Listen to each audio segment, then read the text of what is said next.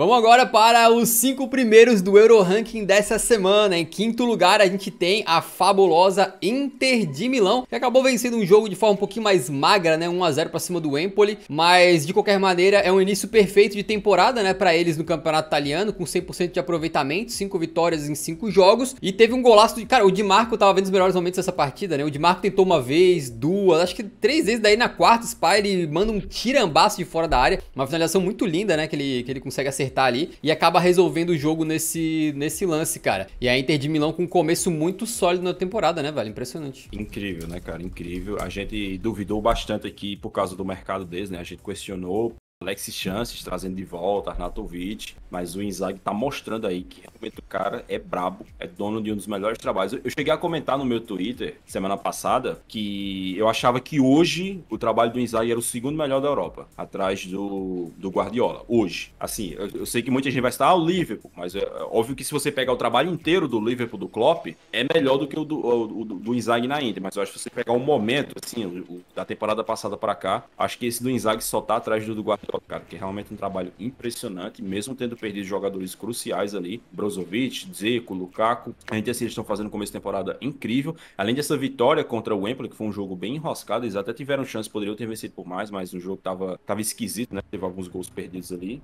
Venceram graças ao golaço absurdo do Di Marco. No meio de semana eles empataram fora de casa contra a Real Sociedade na Liga dos Campeões, que é um jogo bem difícil. A Real Sociedade tá com um time bem interessante aí, começando a temporada muito bem. Eles conseguiram ir buscar um empate lá na Real Arena com um gol do Lautaro. Então é realmente um começo de temporada brutal. Essa é apenas a 4ª vez, tá, que a Internacional inicia a temporada vencendo os 5 primeiros jogos da Série A, com detalhe que nas outras vezes que eles fizeram isso, né, que foi uma nos anos 60, lá no time do Alan Herrera, 2019 20... 2015 16. Não, 2015 16 e 2019 20, né? 2015 16 foi a Juventus que ganhou e 2019 20 foi a Juventus que ganhou também. E lá nos anos 60 eu esqueci qual foi o time que foi campeão. Mas o fato é, nas outras vezes em que eles iniciaram vencendo os 5 jogos da Série A, eles não conseguiram vencer o título no final. Ah, mas você vai acabar essa vez. Provavelmente vai acabar porque a Inter realmente tá desgarrando, né, dos outros times, tá tendo um desempenho bem melhor do que Roma, do que Milan, né, até goleou o Milan de forma espetacular. O Napoli tá com muita cara de que não vai conseguir nem competir para defender o Scudetto, né, tá com muita cara de que pode até ficar de fora da próxima edição da Champions League se começar tão mal assim. É realmente incrível, cara. Esperar para ver aí se eles vão conseguir repetir a campanha tão boa na Liga dos Campeões e se vão finalmente ganhar a Série A, que acho que é o que tá faltando pra gente cravar que esse trabalho do Inzaghi é melhor que o trabalho do Antônio Conte, que estava antes dele. Vamos falar agora do 4º colocado no nosso Euro Ranking, que é o Bayern de Munique, tá? O Bayern, mais uma vez, cara, eles fizeram uma grande semana, tá? Vale lembrar que meio da semana eles tinham metido um 4 a 3 pra cima do Manchester United, que a gente falou no Champions Cast, né, que foi um placar mentiroso, porque o Bayern amassou o United, tá? Não teve nenhuma...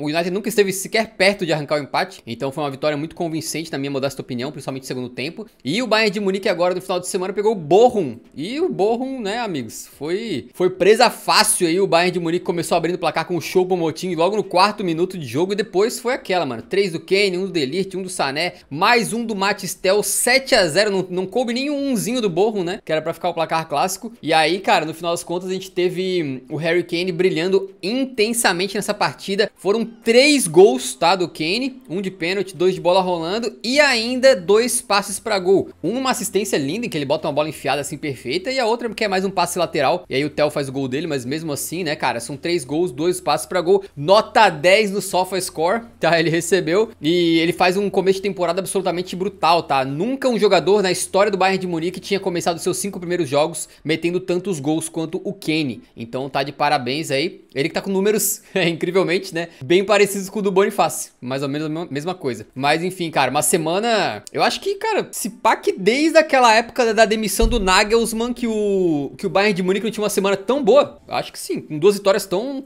importantes, cara. Pô, uma na Champions contra um adversário forte. E agora um 7 a 0. Acho que no trabalho do Tuchel, se pá, é o momento de mais estabilidade. Mas assim, sobre o Harry Kane, ele só tá atrás na artilharia da Bundesliga do Serhou Guirassy, do Stuttgart, que tá com 10 gols, é um começo de temporada incrível. Pra vocês terem uma ideia, o Serhou Guirassy é o único jogador nas grandes ligas que tem mais gols do que o Haaland em ligas nessa temporada. Então, a gente achava que seria uma artilharia de Bundesliga fácil pro pro Harry Kane, né? Mas, pelo menos por enquanto, ele tá tendo essa concorrência aí, né? Do Guirassy, tem o Bonifácio também, que promete que vai meter muito gol ainda nessa temporada. Então, vai ser uma disputa de artilharia bem mais empolgante do que na temporada passada, porque vale lembrar, na temporada passada, os artilheiros da Bundesliga foram o Füllkrug e o Nkunku. E eles fizeram 16 gols. O Guirassy já tem 10. A gente tá em setembro. E o Guirassy só falta 6 gols para ele igualar o número de gols dos artilheiros da Bundesliga da temporada passada. Então, acho que essa edição da Bundesliga tá melhor do que a da temporada passada em todos os sentidos, né, cara? Claro, o Kane chegou, tudo fica melhor, né? Tudo fica melhor, não tem jeito. Em questões individuais, em questões coletivas, são muito mais times interessantes. Só o Borussão da Massa, que não tá empolgando tanto ainda, mas as outras equipes estão sim. E assim, obviamente todo mundo destaca o desempenho do Harry Kane, né? É o jogador do momento do Bayern de Munique, né? O cara do time agora, desde que chegou, inclusive parece que joga lá faz tempo, né? Parece que nem precisou de período de adaptação. Mas eu também quero destacar o desempenho do senhor Leroy Sané, cara, que tá fazendo uma temporada impressionante, tá? Um começo de temporada brutal dele. Ele que, assim, desde que o Sané chegou no Bayern, ele já teve muita responsa porque ele assumiu a camisa 10 do Robben. Só aí, cara, você já tá chamando uma responsabilidade gigantesca pra você. Ele teve alguns momentos de instabilidade, pegou aquela primeira temporada pós-sextete, que o Bayern de Munique não conseguiu repetir o mesmo desempenho, mas acho que ele já tá começando a atingir um grau de maturidade nessa equipe do Bayern de Munique, tá começando a realmente se tornar um dos melhores jogadores e consolidados, né? Como titular, assim, o cara, ele é titular absoluto. Acho que o Thomas Tuchel é muito importante para isso, porque desde que o Tuchel chegou, que ele tem dado muita confiança pro Sané. O Sané tem jogado sempre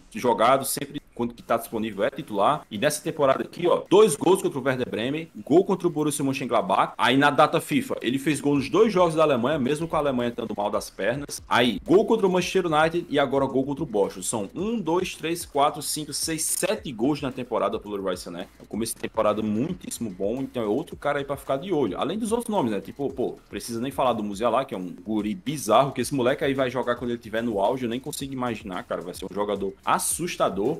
Coman também fez um jogo muito bom contra o Bochum. O Kimbi está voltando a jogar o seu melhor, né? Que a gente conhece dele.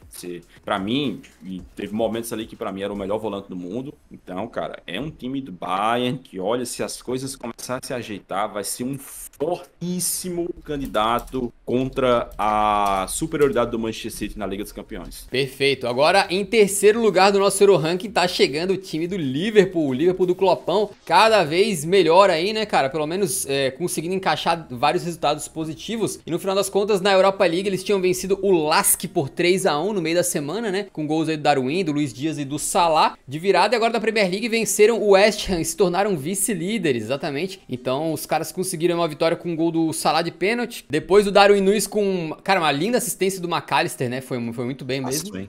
Cara, sabe o que é bizarro desse gol? Antes de você continuar? Diga. Ele perde um gol ridículo minutos antes. Um gol ridículo, assim, que ele tá na área, ele gira, chuta errado. Ele e o Darwin. Pra cacete. Sim, o Darwin Núñez. E no lance seguinte ele faz esse golaço absurdo, cara. O bicho é o Cavani encarnado, né? Quer dizer, encarnado não, porque o Cavani não morreu. Mas é o Cavani 2.0. Ele perde os gols fáceis, mas os gols mais difíceis ele tem feito. Ele meteu uns beijos na mão, assim, não igual, não era do mesmo jeito que o Suárez faz, mas ele meteu uns 2 beijos na mão, assim, tu viu na comemoração? Não, pareceu só o Luizito.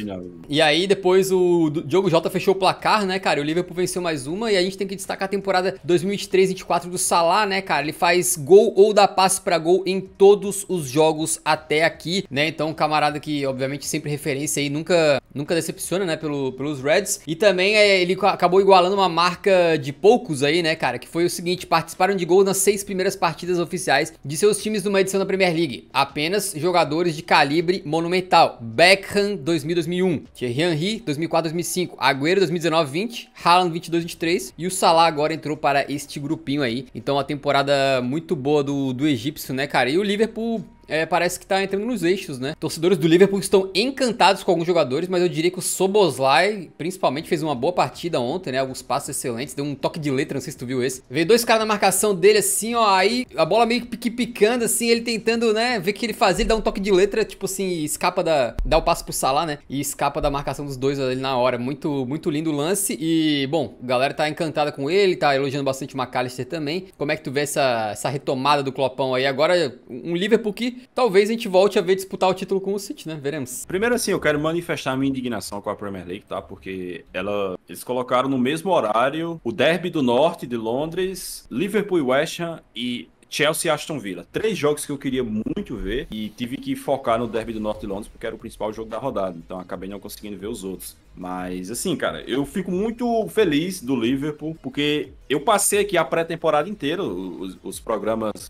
os Eurocasts da pré-temporada, eu passei todos eles dizendo, o Liverpool vai vir forte, o Liverpool vai ser o principal time. Inclusive, se vocês pegarem, a gente faz um tier list aqui, prevendo o que os times vão brigar na Premier League. E a gente coloca o Liverpool aqui em segundo lugar, só atrás do Manchester City. Então a gente já estava avisando aqui que o Liverpool estava vindo muito bem, fez uma reta final de temporada passada muito forte e eu confio muito no trabalho do Jürgen Klopp. Assim, é um cara que eu não duvido, porque depois do título da Premier League em 2020, o Liverpool fez uma temporada ruim em 2020 e 2021 e teve muita gente dizendo, acabou o gás, acabou o Liverpool do Klopp, já era, não tem mais como tirar nada daí. Aí na temporada seguinte os caras brigaram por tudo, tiveram grande chance de vencer todos os títulos da temporada e acabaram perdendo a Premier League por causa de um ponto e perdendo a Champions League naquela final com o Courtois fechando o gol. Então, se tem um cara que eu confio, que tem como encontrar soluções, é o Jürgen Klopp, porque é um cara que já passou por muita coisa nesse time do Liverpool, pegou o time lá em 2015 completamente desacreditado, deu a volta por cima, tá fazendo um trabalho histórico aí, né? Quando encerrar essa passagem do Klopp pelo Liverpool, a gente ainda vai ter uma noção melhor do tamanho dele pro clube. Então, não me surpreende que o Liverpool esteja começando a temporada tão bem, e é uma equipe para ficar de olho, cara, porque perderam o Firmino, beleza, um ano atrás perderam o Mané, jogadores importantes saíram, ídolos do clube como o Fabinho, como o Henderson, mas acho que conseguiram repor bem ali com o McAllister e o Szoboszlai, especialmente, né, cara, são 2 caras muito talentosos, e a equipe tá ajeitada individualmente, os jogadores estão conseguindo desempenhar o seu melhor, especialmente o Salah, que é um cara que recebeu uma oferta bizarra do Al Ittihad, né, muita gente achou que talvez o Salah pudesse ficar de bico pelo Liverpool não ter deixado ele ir pro Al Ittihad, ia ser o jogador mais bem pago do mundo, mas não, o Salah ficou, é profissional, é um cara que é muito comprometido, sou fãzaço do Mohamed Salah, é um cara que eu gosto muito, tá sempre bem para jogar, tá sempre disponível, não se lesiona, todo jogo tá participando de gol, tá ajudando a equipe, então, cara, juntando todos esses fatores, eu não tenho a menor dúvida que o Liverpool é um time aí que vai incomodar o Manchester City de novo, né? Eu cheguei até a colocar no post que o perseguidor oficial do Manchester City tá na cola, porque desde que o Manchester City do Guardiola se tornou o Manchester City do Guardiola, a maior pedra no sapato deles é, sem dúvida alguma, o Liverpool, né? Porque em 2 dessas conquistas do Manchester City, eles venceram por apenas 1 ponto contra o Liverpool do Klopp. E uma de todas essas 6 temporadas, as últimas 6 temporadas, a única que o City não venceu a Premier League foi na temporada 19-20, que o Liverpool do Klopp venceu com 99 pontos. Então, é o time que mais incomoda o Manchester City Guardiola, é o time mais preparado, na minha opinião, para enfrentar eles, porque é um time mais experiente, mais acostumado a perseguir o City, a competir pela Premier League do que o Arsenal, do que o Tottenham, do que o Brighton, do que qualquer uma dessas outras equipes que estão bem agora. Então, cara, olho neles e também, obviamente, vale pontuar, estrearam bem na Europa League e, por qualidade, são os favoritos a vencer a Europa League. Se vão vencer ou não, aí é outra história. Show de bola. Segundo colocado da nossa liga, do nosso Euro Ranking, na verdade, está o Barcelona. Exatamente, o Barça conseguiu uma vitória no sufoco aí, total, né, cara? Os bichos estavam perdendo pro Celta de Vigo até os 80 minutos de jogo, quando, de repente, as coisas começam a andar. O Lewandowski fez 2... De repente, entenda-se, Iago Aspas foi retirado de campo. O Lewandowski fez 2, né, com um deles uma assistência muito linda do João Cancelo, né, por cima, outro com assistência do João Félix, outra com assistência do João Cancelo, e o João Cancelo no final das contas ainda faz o gol da vitória, do 3-2 da virada, aos 44 do segundo tempo, num passe, assim, ridículo do Gavi, né, até difícil entender como é que ele viu a entrada do Cancelo ali, porque ele tava longe, tinha uns 200 jogadores na frente, não era uma corrida óbvia que o Cancelo faria, e ele faz um passe absolutamente brutal, o Cancelo resolve o jogo. E cara, no final das contas é um Barcelona que teve aqueles 2 5-0 consecutivos, agora parecia que eles iam perder, mas no final das contas venceram mesmo assim. É aquela coisa, mano, às vezes um time tem que conseguir arrancar vitórias mesmo quando não faz não tá num dia bom, mesmo quando as coisas estão difíceis, quando o adversário dá uma engrossada no caldo e tal, e foi o que o Barcelona fez, né? Foi na Bacia das Almas, na famosa, e aí os caras conseguiram 3 pontos que com certeza lá na frente vão fazer diferença, né? É uma coisa importante é que o De Jong acabou tendo um probleminha aqui no tornozelo, e vamos ver como é que ele vai se recuperar, mas ele deve ser desfalque aí por algum tempinho pelo menos. E o Lewandowski, a gente até chegou a criticar ele aqui, né? Dizendo que ele não tava muito bem, que tava mostrando sinais de decadência. Eu lembro de assistir, acho que foi o primeiro jogo do Barça na temporada, se eu não tô enganado, e o Lewandowski tava muito mal. Eu acho que foi, ou foi na pré-temporada, agora não lembro qual foi o jogo. Ele tava muito mal mal desde o começo do ano, pra falar a verdade. O primeiro semestre dele nesse ano foi bem ruinzinho, bem furado. Inclusive a torcida do Barcelona, cara, era bem comum você ver muitos torcedores cornetando demais o Lewandowski, chamando ele de pipoqueiro, dizendo que não tava valendo a pena o investimento que foi feito nele. Mas tá aí, né, cara? O Lewandowski aí, no auge dos seus 35 anos de idade, voltando a dar a volta por cima.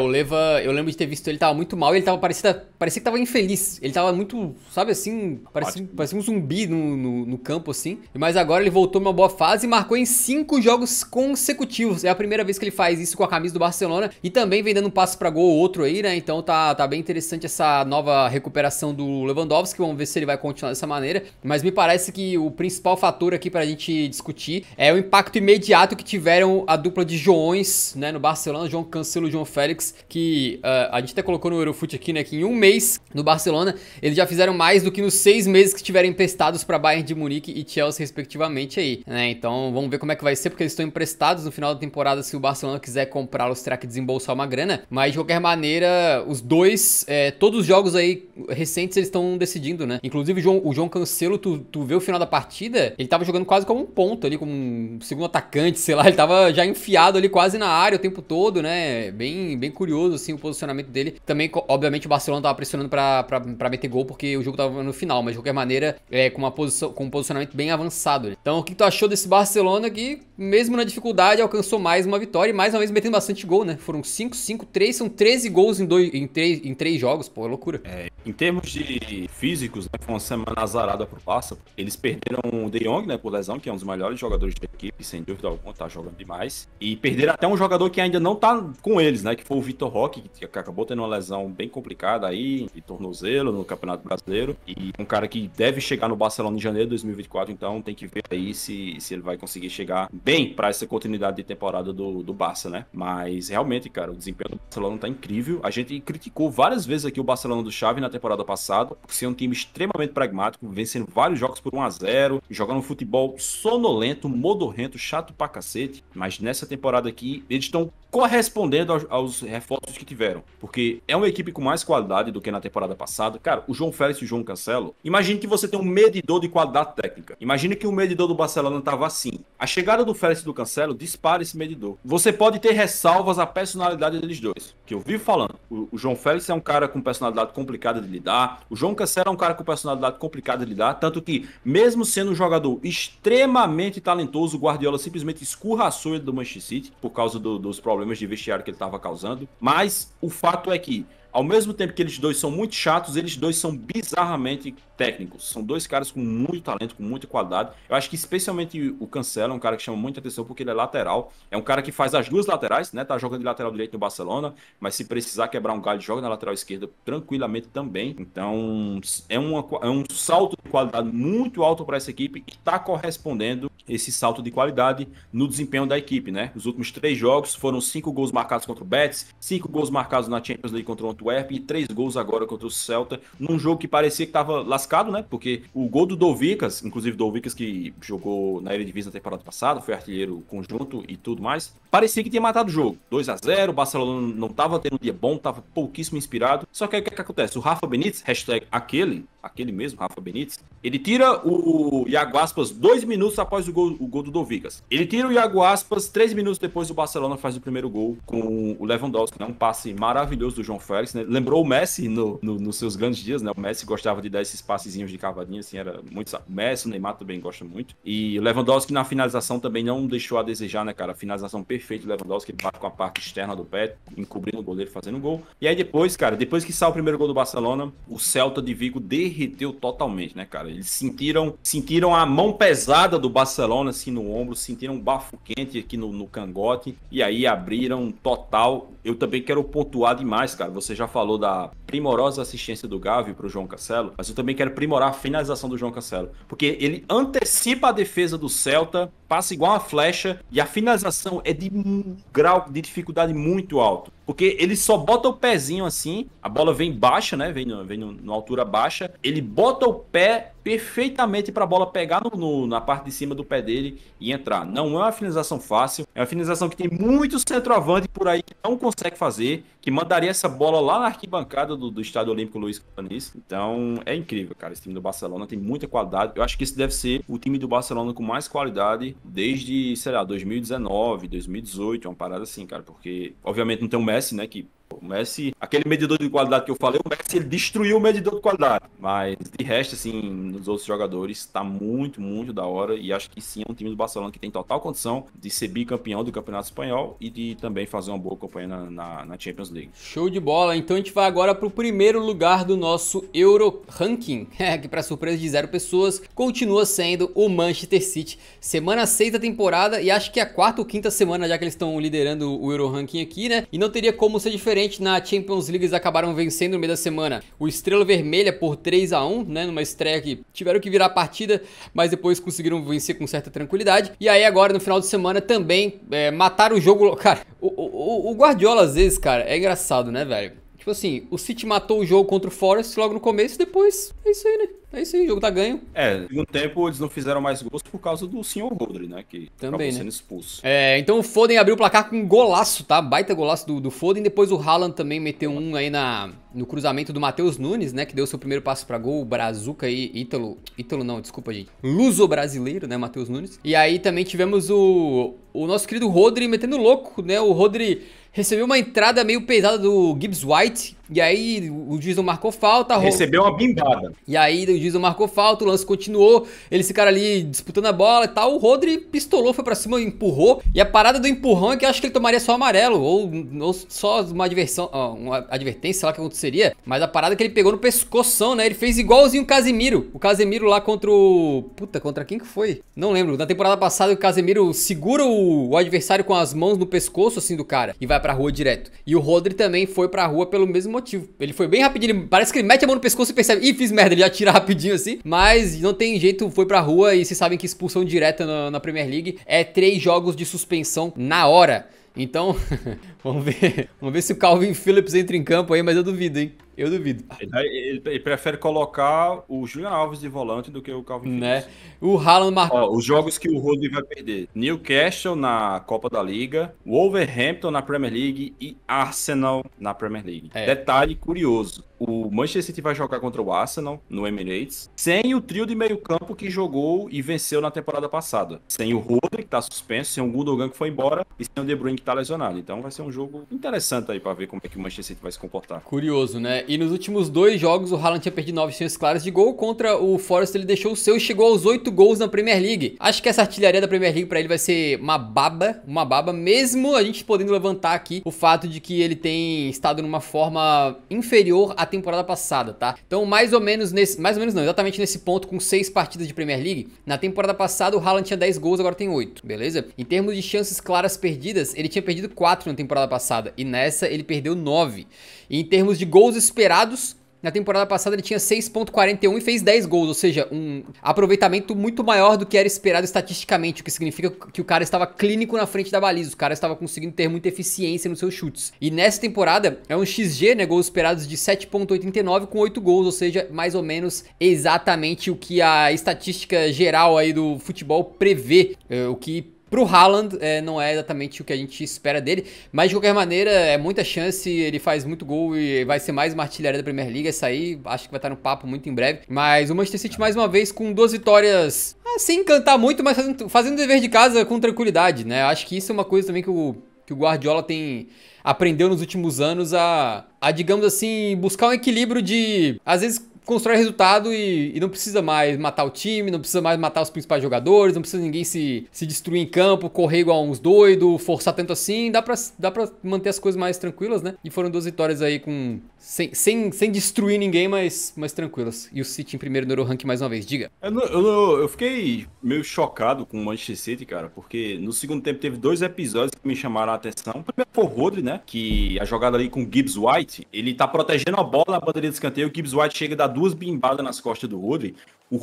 Mano, o Rodri vira pra ele possesso de raiva por causa dessas duas bimbadas que o Gibbs White deu nele. Ele empurra o cara volta assim, ele dá outro empurrão, dá uma peitada assim. Aí o Gibbs White, obviamente, foi malandro, caiu no chão, rolando assim, igual um saco de batata. E aí o Rodri, obviamente, foi expulso, né? Porque ele realmente se descontrolou. Não entendi porque ele se descontrolou, porque, porra, beleza, se você toma uma entrada criminosa, o cara deu um carrinho no seu joelho, você ficou pistola, beleza, mas pô, o cara só chegou ali, deu 2 encostão nele, ele ficou completamente possesso de raiva. E o outro foi o Ederson, né, que teve uma jogada com o Taiwane, se eu não me engano. Isso, esse aí mesmo. Os caras mandam a bola pra ele deixa escapar, ele tenta simular um pênalti, o Ederson fica furioso com ele, vai pra cima dele, começa a peitar ele, os caras ficam testa a testa assim, um empurrando a testa do outro, igual aquele lance do Ibrahimovic com o Lukaku um tempinho atrás. Então assim, eu não entendi porque que os jogadores do City estavam tão estressados. Tipo, cara, a fase dos caras é gloriosa, o futebol não tem nem graça pro torcedor do Manchester City, essa que é a verdade, porque a graça do futebol é você saber se seu time vai ganhar, você torcer. O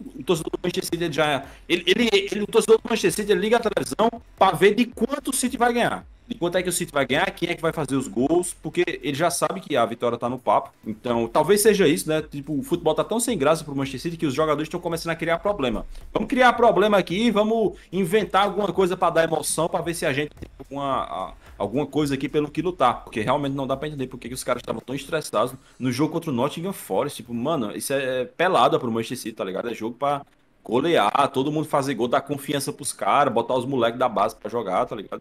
É meio esquisito, né? Mas enfim, é o City, né? Passando por cima de todo mundo. A questão agora é saber quem que vai parar o City, né? Essa que é a questão. Os próximos jogos aí são um pouquinho complicados, Newcastle no mata-mata, depois tem o Wolves, que é um time que costuma ser um pouco chato de se enfrentar, e obviamente o Arsenal no Emirates, que deve ser o grande duelo aí do Manchester City nas próximas semanas. Então é isso, né, cara? Esperar pra ver quantos gols o Haaland vai fazer na temporada, quantas taças o time vai conseguir. Essa é a grande dúvida em torno do Manchester City.